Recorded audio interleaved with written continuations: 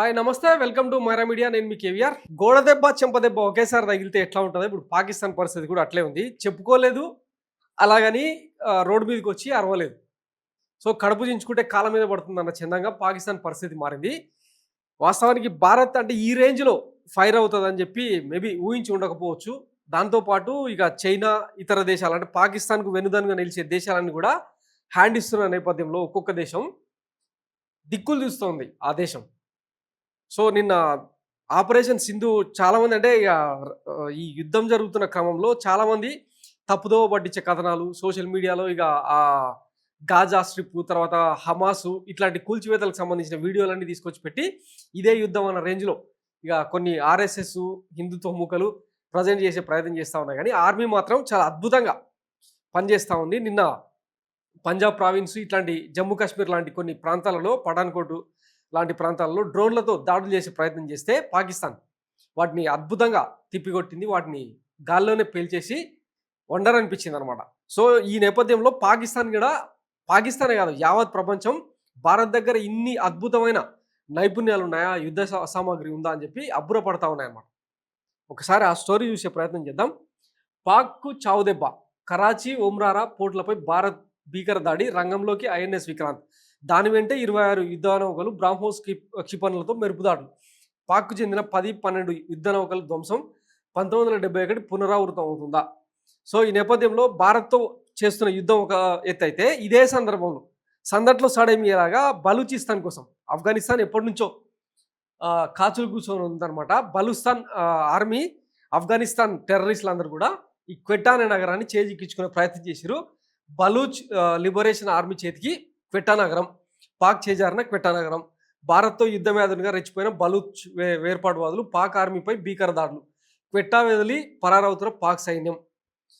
So వీటితో పాటు 3 పాక్ యుద్ధ విమానాలు కూల్చివేత, యుద్ధ బీభత్సం. బుధవారం అర్ధరాత్రి నుంచి భారత్పై పాక్ దాడులు, క్షిపణులు డ్రోన్లతో 15 నగరాలపై గురి, సైనిక స్థావరాలను ధ్వంసం చేసే ప్రయత్నం, తిప్పికొట్టిన భారత గగన తల రక్షణ వ్యవస్థ S-400 ఇతర వ్యవస్థలతో పాక్ క్షిపణుల కూల్చివేత, పాక్ ఎయిర్ డిఫెన్స్ వ్యవస్థను లక్ష్యంగా చేసుకొని డ్రోన్లు క్షిపణులతో ప్రతీకార దాడికి దిగిన భారత్. లాహోర్, కరాచీ, రావల్పిండి సహా 9 నగరాలపై గురి, సియాల్కోట్, లాహోర్లో ఎయిర్ డిఫెన్స్ ధ్వంసం, రెచ్చిపోయిన పాక్ సరిహద్దులో డ్రోన్లు, రాకెట్ల వర్షం, జమ్మూ, పఠాన్కోట్, ఉదంపూర్లో పేలులు, సైరన్లు, అమృత్సర్ సహా పలు నగరాల్లో కమ్ముకున్న చీకట్లు. పహల్గాం దాడితో ఉద్రిక్తత తెరలేపింది పాకిస్తానే, భారత్ దాడులు కేవలం ప్రతిస్పందన మాత్రమే, ఉగ్రవాదులకు అధికారిక లాంఛనాలతో అంత్యక్రియల, విదేశాంగ కార్యదర్శి విక్రమ్ మిస్త్రీ. సో పాక్ క్షిపణులపై సుదర్శన చక్రం, ఇవి హైలైట్ అనమాట. S-400తో అడ్డుకున్న భారత్. ఇక్కడ సింపుల్గా అంటే ఇక పేపర్లు, ఈ మీడియా ఇవన్నీ రాసే వార్తలు పక్కన పెడితే, రష్యా నుంచి భారత్ ఏవైతే అంటే చాలా ఏళ్ళుగా కొన్ని దశాబ్దాలుగా భారత్ ఒక నమ్మకమైన మిత్రదేశం రష్యా. సో భారత్కు రష్యా మంచి మంచి క్షిపణులు, అణ్వాయుధాలు ఇట్లాంటివన్నీ ఇస్తే, వాటితో పాటు యుద్ధ సామాగ్రికి సంబంధించిన బ్లూ ప్రింట్లు ఇక్కడనే తయారు చేసుకునేలాగా ఇచ్చి చాలా ఆదుకునే ప్రయత్నం చేసింది రష్యా. సేమ్ టైం పాకిస్తాన్కు ఎప్పటి నుంచో చైనా ఆయుధాలు, అణ్వాస్త్రాలు ఇవన్నీ సప్లై చేస్తుందన్న ఒక వాదన ఉంది కదా. నిన్న వాటితోనే యుద్ధం చేసే ప్రయత్నం చేస్తే అన్ని తోకపాటాకులాగా పేలిపోయినాడు. సో చైనా ఎప్పుడు కూడా వెన్నుపోటు పొడుస్తున్న సంగతి అందరికీ తెలిసిందే. నిన్న అది బాగా ప్రూవ్ అయిందనమాట. భారత్ మొత్తం 15 నగరాలను టార్గెట్ చేసుకొని చూసారు కదా, సియాల్కోటు, లాహోరు, కరాచీ ఇట్లా ఎయిర్ బేస్లు ఎక్కడెక్కడైతేనో వాటన్నిటిని ధ్వంసం చేసే ప్రయత్నం చేస్తే అడ్డుకునే వ్యవస్థ పాకిస్తాన్ దగ్గరనే లేదు. సేమ్ టైం పాకిస్తాన్ ఎగరేసిన డ్రోన్లు ఏవైతే ఉన్నాయో భారత్ టార్గెట్గా జమ్మూ కాశ్మీర్, ఉదంపూర్, పఠాన్కోట్ ఇతర అంటే కీలకమైన ఎయిర్ డిఫెన్స్ స్థావరాలను టార్గెట్ చేసుకొని డ్రోన్లను ఎగరేసే ప్రయత్నం చేస్తే వాటిని గాల్లను పేల్చేసింది భారత్. ఇదంతా ఎట సాధ్యమైంది అంటే, భారత్ ఏది చెప్పి చేయదన్నమాట. భారత ఆర్మీకి ఫ్రీడమ్ ఇస్తే ఇది మొత్తం పాలకులంతా మోడీకి వీళ్ళంతా క్రెడిట్ తీసుకునే ప్రయత్నం చేస్తూ ఉన్నారు. కానీ ఒక్కసారి జూలు వీధిల్చిన సింహంలాగా వదిలేస్తే భారత ఆర్మీ సత్తా ఏందో తెలియజేస్తామని ఎప్పటి నుంచో ఉన్న వాదనని అది నిన్న ప్రూవ్ చేసిందనమాట. ఇక పదే భారతదేశం ఈ టెర్రరిస్టు మూలాలతో, టెర్రరిస్టు దాడులతో విసిగి వేసారిపోయిన తరుణంలో దేశం మొత్తం ఒక తాడు మీదకి వచ్చి ఈవెన్ ప్రతిపక్షాలు సైతం ఈసారి పాకిస్తాన్కు చుక్కలు చూపించాల్సింది, ఇంకా రాజకీయాలు వద్దు అని చెప్పడంతోనే ఇదంతా. ఇద్దరు వీరనారి మహిళలను వ్యోమికా సింగ్ అండ్ సోఫియా ఖురేషి ఇద్దరిని ముందు పెట్టి ఎట్లా గేమ్ ఆడిందో చూసారు కదా. ఇదే అనమాట ప్రస్తుతం పాకిస్తాను విదేశాలతో దేహి అని అడుక్కునే పరిస్థితికి వచ్చిందనమాట. అడుక్కు తినడం ఒకటే ఆ కంట్రీకి మిగిలిన ఏకైక ఆప్షన్‌లా మారిపోయిందనమాట. దాని గురించి ఇంకొక స్టోరీలో డీటెయిల్‌గా చెప్పుకుందాం. మొత్తం మీద ఆపరేషన్ సింధూర్ 2.0, 3.0 ఇవన్నీ కాదు, ఇంకా కొనసాగుతూనే ఉంది. దీన్ని ఒక లాజికల్ కంక్లూజన్ తెచ్చేదాకా భారత ఆర్మీకి ఫుల్ ఫ్రీడమ్ ఇచ్చింది మోడీ సర్కారు. సో ఏదో ఒకటి ఆ దేశం ఏమంటారు కాళ్ళబేరానికి వచ్చేదాకా వదిలిపెట్టే ప్రసక్తే లేదు అనే స్థితికి తీసుకొచ్చే ప్రయత్నం చేస్తూ ఉంది. ఈ నేపథ్యంలో అన్ని రకాలుగా యుద్ధం చేస్తున్న క్రమంలో అణ్వస్త్రాలు, తర్వాత ఆయుధాలు అన్నీ కరిగిపోతూ ఉన్నాయి ఆ నిల్వలు. మరోవైపు దేశంలో తిండి గింజలకు కొరత ఏర్పడింది. మరోవైపు భారత్ అన్ని రకాలుగా జల దిగ్బంధం చేయడంతో నీళ్ళకు కూడా కొరత ఏర్పడింది. ఈ నేపథ్యంలో did Pakistan just plead for more loans deescalation, Sharif Goud says.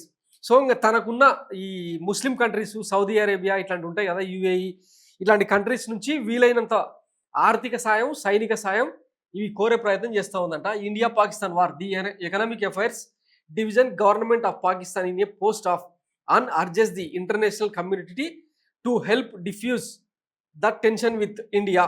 So భారత్తో సంధి కుదుర్చుకోవడానికి సిద్ధంగా ఉన్నాం, మధ్యవర్తిత్వం వహించండి అని చెప్పి పలు దేశాలకు రిక్వెస్ట్ చేస్తూ ఉందన్నమాట. దాని తాలూకు ట్వీట్ ఇగో ఇది. Economic affairs division government of Pakistan appeals to international partners for more loans after heavy losses inflicted by enemy amid escalating war and stock crash. We urge international partners to help de-escalate. Nation urged to remains steadfast అని చెప్పి ఇట్లా tweet చేయడంతో ఒక్కసారిగా పాకిస్తాన్ అడుక్కు తినే పరిస్థితికి వచ్చింది అని చెప్పి ఇక ట్రోల్స్ నడుస్తూ ఉన్నాయన్నమాట. Government of Pakistan appeals to international partners for more loans after heavy losses inflicted by enemy. దీంతోపాటు పాకిస్తాన్ స్టాక్ మార్కెట్ కూడా ఇంచుమించు 7% to 10% ఒక్కసారిగా క్రాష్ అయిందట. కొన్ని వేల లక్షల కోట్ల సంపద ఆవిరైపోయిందన్నమాట. ఈరోజు భారతదేశం 85 రూపాయలు డాలర్, అమెరికా డాలర్తో పోలిస్తే 85 రూపాయలు ఉంటే పాకిస్తాన్ది అటు ఇటుగా 310 రూపాయల మధ్యలో ఉందన్నమాట. ఈ నేపథ్యంలో కొనుగోళ్ళు ఎట్లా, దిగుమతులు ఎట్లా, ఇవన్నీ ఆలోచించుకుంటూనే యుద్ధం చేస్తాం, నరికేస్తాం, పొడి చేస్తాం అంటే అయ్యే పనేనా? ఇగో ఇప్పుడు ఒక్కసారి యుద్ధం వస్తే భారత్కు అన్ని దేశాలు, ఇజ్రాయెల్, అమెరికా మంచి మిత్రులు, భారత్కు దౌత్యపరంగా ఎప్పటి నుంచో నమ్మకమైన మిత్రులు. దీనికి తోడు రష్యా, ఇతర యూరోపియన్ కంట్రీస్. ఎందుకంటే భారత్ గ్లోబల్ మార్కెట్ చాలా పెద్దది, 150 కోట్ల జనాభా. ఇక్కడ ఏ వస్తువు మార్కెట్ అయినా అద్భుతంగా సేల్స్ జరుగుతాయి. పైగా భారత్ ఏ దేశంతో కూడా ఈ రకంగా టెర్రరిజాన్ని పెంచి పోషించి చీకటి దెబ్బలు కొట్టడం ఇవన్నీ భారత్ ఎప్పుడు చేయలే. అవసరమైతే శాంతి పక్షం వహిస్తుంది, సంయమనం పాటిస్తుంది. ఏ దేశం వైపు కూడా మొగ్గు చూపకుండా తన పనేదో తాను చేసుకుపోయే ఈ లక్షణాల కారణంగా భారత్ను ఏ దేశం కూడా వదులుకునే పరిస్థితి లేదు. ఎందుకంటే ప్రపంచం అంటేనే గ్లోబల్ మార్కెట్ కుగ్రామంగా మారిన నేపథ్యంలో ఎందుకు భారతదేశం మీద దాడులు చేస్తారు, చేయడానికి ముందుకు వస్తారు. సో ఇవన్నీ అర్థమయ్యేసరికి పాకిస్తాన్కి ఇప్పుడు బొమ్మగా అనిపిస్తూ ఉందన్నమాట. సో మొత్తం మీద పాకిస్తాన్ తన గొయ్యి తానే తవ్వుకున్నది. ఇక్కడ ఆ దేశ పౌరులు కూడా అటు ఆర్మీని, ఇటు పాలకులను ఇద్దరిని లెఫ్ట్, రైట్, ఫ్రంట్, బ్యాక్ వాయిస్తూ ఉన్నారు అనమాట. ఒకవైపు ఆఫ్ఘనిస్తాను, మరోవైపు భారత్ ఇట్లా యుద్ధం చేస్తూ ఉంటే అంతర్గతంగా పాకిస్తాన్ పౌరులు కూడా అటు ఆర్మీని, ఇటు వ్యవస్థలు చివాట్లు పెడతా ఉన్నారు అనమాట. యుద్ధం వస్తే మాకేం ఒరిగింది, దశాబ్దాలుగా టెర్రరిజం, దాయాది దేశం, దేశభక్తి, లొడపీస్ ముచ్చట్లు చెప్పి ఇదా మీరు చేస్తున్నదని చెప్పి ఇప్పుడు తిరగబడే పరిస్థితికి వచ్చిందనమాట. ప్రస్తుతానికి తిండి గింజలు లేవు కాబట్టి ఎవరు రోడ్ల మీదకి వచ్చి ఫైటింగ్ చేసే పరిస్థితి లేదు. వన్స్ అది సెటరేట్ అయింది అనుకోండి, ఆటోమేటిక్గా ఆ వ్యవస్థలను వాళ్ళే జనమే చేతుల్లోకి తీసుకుంటారు అన్నమాట. ఇప్పటికే పాకిస్తాన్ ఆర్మీ చీఫ్ గాయపడిపోయినట్టు, ప్రధానమంత్రి కూడా ఆ షెహబాజ్ షరీఫ్ కూడా దేశం వదిలి పారిపోయేందుకు సిద్ధపడతా ఉన్నాడని చెప్పి కథనాలు వినిపిస్తూ ఉన్నాయి. మరోవైపు మాజీ ప్రధానమంత్రి ఇమ్రాన్ ఖాన్ను జైలు నుంచి బయటకు తీసుకురావాలి. ఆయన అయితే భారత్తో అంటే క్రికెట్తో ఆయనకున్న అనుబంధం, భారత్తో ఉన్న అనుబంధం కారణంగా ఇమ్రాన్ ఖాన్ దౌత్యం వహిస్తే ఏమైనా ప్రయోజనం చేకూరుతుందో అని చెప్పి పెద్ద ఎత్తున ఆయన అభిమానులే కాదు పాకిస్తాన్ ప్రజలు కూడా ఆయనను జైలు నుంచి విడుదల చేయాలని చెప్పి ఒక స్లోగన్ తీసుకున్నారన్నమాట. వీటన్నిటి నేపథ్యంలో పాకిస్తాన్ ఉక్కిరిబిక్కిరి అవుతా ఉంది. ఇంకా భారత్తో యుద్ధ సంగతి తర్వాత వదిలేసేయండి, కానీ మొన్నటి నుంచి చెప్తా ఉన్నా పాకిస్తాన్కు ఇంకా వేరే ఆప్షన్ లేదు. అయినా సరే భారత్ తన శక్తి సామర్థ్యాలను ఈరోజు ప్రపంచం దృష్టిలో చూపించే ప్రయత్నం చేసింది. హ్యాట్స్ ఆఫ్ టు భారత్ అని చెప్పి అన్ని ఏజెన్సీస్, ఇంటర్నేషనల్ ఏజెన్సీస్ అన్ని కూడా కొనియాడుతూ ఉన్నాయి. ఇది రైట్ నౌ ఆపరేషన్ సింధూర్కి సంబంధించిన కథనం.